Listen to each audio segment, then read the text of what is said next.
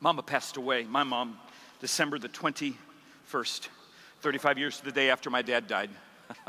and I said her funeral. It was tough.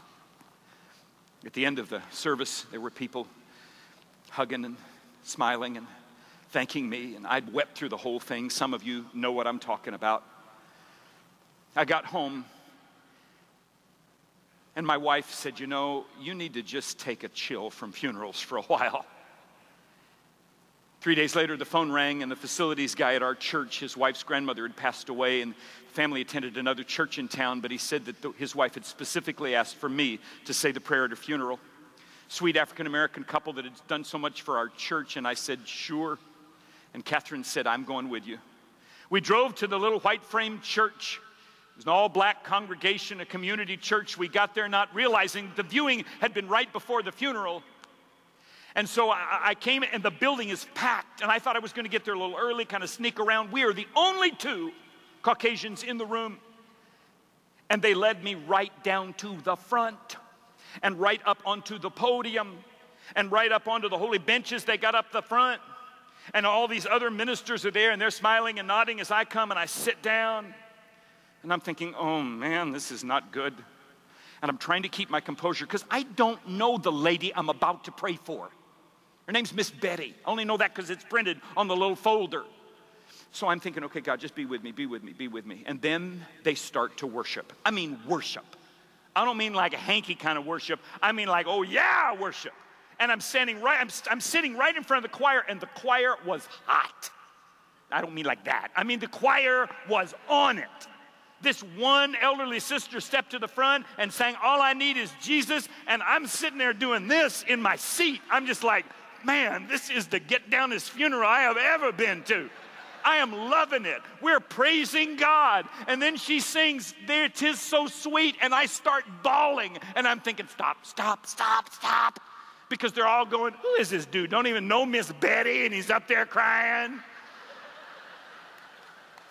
And finally they get done with all that, and the minister stands up and said, Mr. Whaling is here, and he is going to lead us in a word of prayer. And I stepped up, and I thought, man, and I just started praying. I prayed. I capital P, scroll English P, pray. I mean, I got to preach it. The band snuck in behind my prayer. I'm a cappella. I am untrained for this.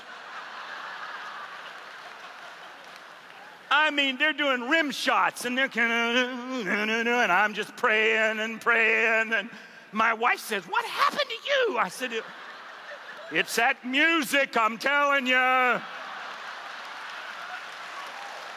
I'm praying and praying and praying, and man, I said amen, and they applauded the prayer.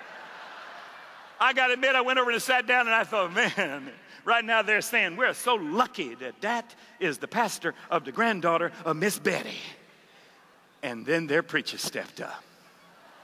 And he kind of smiled at me as if to say, thanks for playing. And he gripped that pulpit, and the brother preached.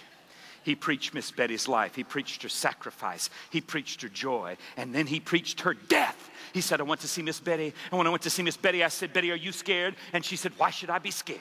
Jesus is with me. I've been planning for this journey all my life, and I can't wait. She said, when death comes knocking on my door, Pastor, let me tell you what I'm going to say. When death comes knocking on my door, he paused and he said, let me tell you what, some of you, when death comes knocking on your door, you're going to run. He says, I'm be honest, I go to the gym. I try and be fit. I'm running from death as hard as I can. But Miss Betty said, when death knocks on my door, I'm going to say, death, come in here. I've been waiting on you. Where have you been? You're supposed to give me a ride. Because you have been defeated by my Jesus, and you are nothing more than my chauffeur to glory.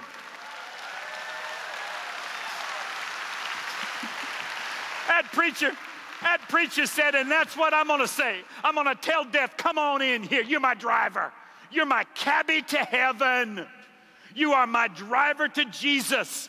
Get yourself in here, death, because I am part of the one group, on the entire world that has no fear of death, because we know unequivocally Jesus is Lord. And the whole church said, amen. Thank you.